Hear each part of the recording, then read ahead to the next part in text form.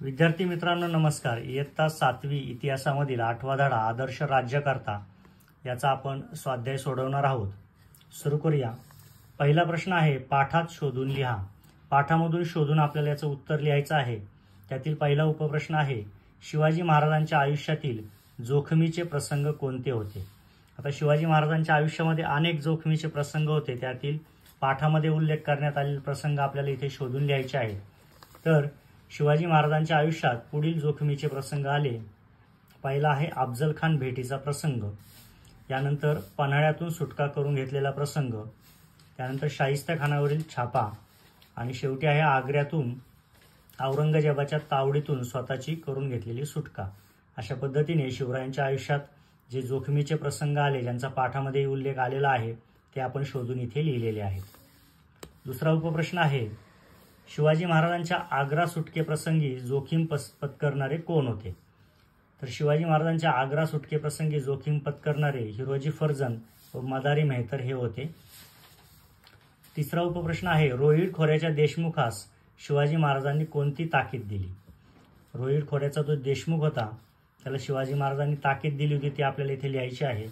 Rhode खोऱ्याच्या देशमुखास शिवाजी महाराजांनी रयतेसंबंधी आपले कर्तव्य पार पाडण्याविषयी ताकीद दिली।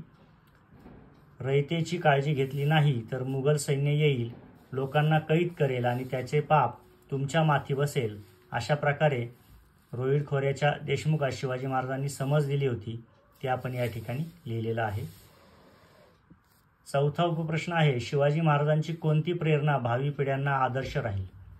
शिवाजी महाराज हे अतिशय प्रेरणादायी असं व्यक्तिमत्व आहे।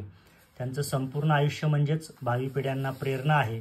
परंतु इथे उत्तरामध्ये आपण समग्रपणे थोडक्यात लिहिणार आहोत, शिवाजी महाराजांनी केलेले स्वराज्य कार्य आणि स्वराज्याचे सुराज्यात केलेले रूपांतर याची प्रेरणा भावी पिढ्यांना आदर्श राहील। अशा पद्धतीने आपण शिवाजी महाराजांच्या आयुष्यातून जी प्रेरणा निर्माण होते तिचं थोडक्यात इथं लेखन करण्याचा प्रयत्न केलेला आहे। पुढील प्रश्न पाहूया। दुसरा प्रश्न आहे, लिहिते व्हा। याच्यामध्ये पहिला उपप्रश्न आहे, रयतेचे नुकसान होऊ नये म्हणून शिवरायांनी सैनिकांना कोणती ताकीद दिली?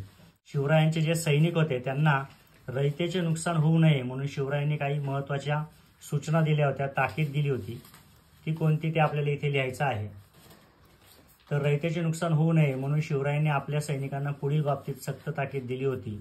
त्यातला पहिला जो मुद्दा होता तो होता, शेतकऱ्यांच्या शेतीतील भाजी देखील जबरदस्तीने घेता कामा नये। सैनिकांनी शेतकऱ्यांच्या शेतातील भाजी सुद्धा जबरदस्तीने घ्यायची नाही, अशा प्रकारची ताकीद त्यांना दिली होती। सैनिकांच्या युद्ध हालचाली पेरणीच्या आड येता कामा नये। शेतकरी जेव्हा शेतातली कामं करत असतात तेव्हा सैनिकांना आपल्या युद्ध हालचाली जपून करायला हव्यात। आपल्या युद्ध हालचालींमुळे शेतकऱ्यांचं कोणतंही नुकसान झालं नाही पाहिजे, अशा प्रकारची ताकीद शिवरायांनी सैनिकांना दिली होती। शेतातील उभी पिके कापू नयेत। जर एखाद्या शेतामध्ये पूर्ण पीक आलेलं असेल तर अशा वेळी युद्धाच्या धामधुमीमध्ये त्या पिकांचं कोणतंही नुकसान करायचं नाही, अशी ताकीद सैनिकांना होती। शेतकऱ्यांची घरे लुटू नयेत। जे गरीब शेतकरी आहेत ते शेतकऱ्यांची घरे वगैरे लुटू नयेत, अशी ही ताकीद होती। त्याचबरोबर युद्ध मोहिमेत शत्रूच्या प्रदेशात जे काही मिळेल ते सरकारात जमा करावे। युद्ध मोहिमेमध्ये शत्रूच्या प्रदेशामध्ये बरीचशी संपत्ती वगैरे सैनिकांच्या हाती लागत असे तर ती सर्व संपत्ती सरकारात जमा करावी, अशा प्रकारे सूचना शिवाजी महाराजांच्या सैनिकांना होत्या। एकंदर रयतेचं नुकसान अजिबात होऊ नये अशा पद्धतीने काळजी घेत ही सर्व सूचना व ही सर्व ताकीद सैनिकांना शिवरायांनी दिलेली आहे, ते आपण इथे लिहिलेलं आहे। पुढे दुसरा उपप्रश्न आहे, शिवाजी महाराजांचे धार्मिक धोरण सहिष्णू होते हे कोणत्या बाबींवरून दिसून येते? शिवाजी महाराजांचे धार्मिक धोरण सहिष्णू होते हे पुढील बाबींवरून दिसून येते। 1. मोहिमेवर असताना मशिदींना धक्का लावू नये अशी सैनिकांना ताकीद होती। कुराणची प्रत हाती पडल्यास ती सन्मानाने मुसलमान व्यक्तीच्या ताब्यात द्यावी, अशी आज्ञा शिवरायांनी सैनिकांना दिलेली होती। त्याचबरोबर जिंकून घेतलेल्या प्रदेशातील धर्मस्थळांना मिळणाऱ्या सोयी सवलती त्यांनी पुढेही चालू ठेवल्या। शत्रूच्या प्रदेशातील काही धर्मस्थळं जर जिंकून घेतली किंवा जिंकून घेतलेल्या प्रदेशामध्ये ती धर्मस्थळं असतील तर त्या धर्मस्थळाला शत्रूकडून ज्या सोयी सवलती अगोदर मिळत होत्या त्या जशाच्या तशा पुढे चालू ठेवण्याचं सुद्धा काम शिवाजी महाराजांनी केलेलं आहे। शिवाजी महाराजांनी आपल्या लष्करात अनेक मुसलमानांना सहभागी करून घेतलं होतं. महाराज स्वराज्यातील मुसलमानांना आपले प्रजाजन मानत असत आणि या सर्व गोष्टींवरून असे दिसून येते की शिवाजी महाराजांचे धार्मिक धोरण हे अत्यंत सहिष्णू असं होतं. तर इथे शिवाजी महाराजांचे धार्मिक धोरण सहिष्णू होते या बाबतीत योग्य ते मुद्दे आपण इथे क्रमवार लिहिलेले आहेत. पुढील प्रश्न पाहूया. पुढचा प्रश्न आहे, शिवाजी महाराजांचे लष्कर विषयक धोरण स्पष्ट करा. लष्कराविषयी शिवाजी महाराजांचं धोरण कसं होतं ते आपल्याला इथे स्पष्ट करायचं आहे. पाहूया.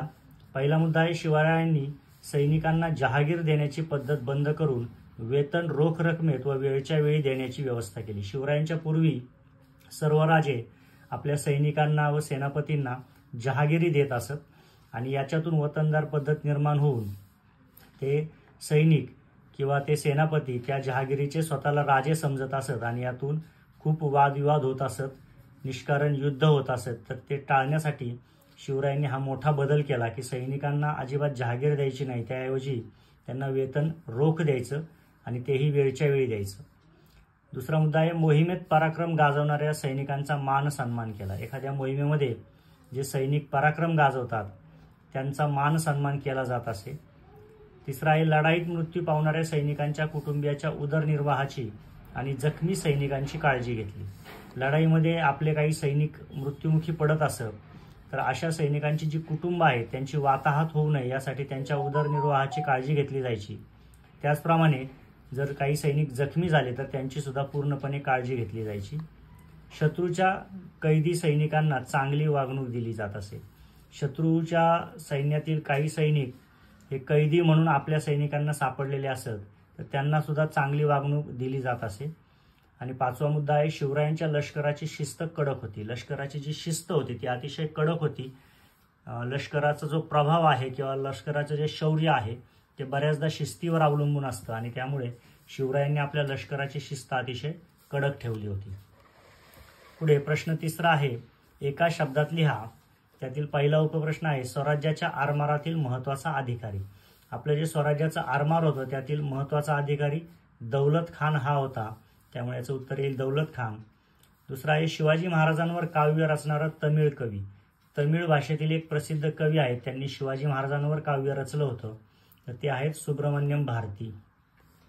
तिसरा आहे, बुंदेलखंडात स्वतंत्र राज्य निर्माण करणारा. ज्याप्रमाणे शिवाजी महाराजांनी आपल्या महाराष्ट्रामध्ये स्वराज्य निर्माण केलं त्याचप्रमाणे बुंदेलखंडामध्ये सुद्धा एका राजाने स्वतंत्र असं राज्य निर्माण करण्याचा प्रयत्न केला होता आणि ते राजे होते राजे छत्रसाल.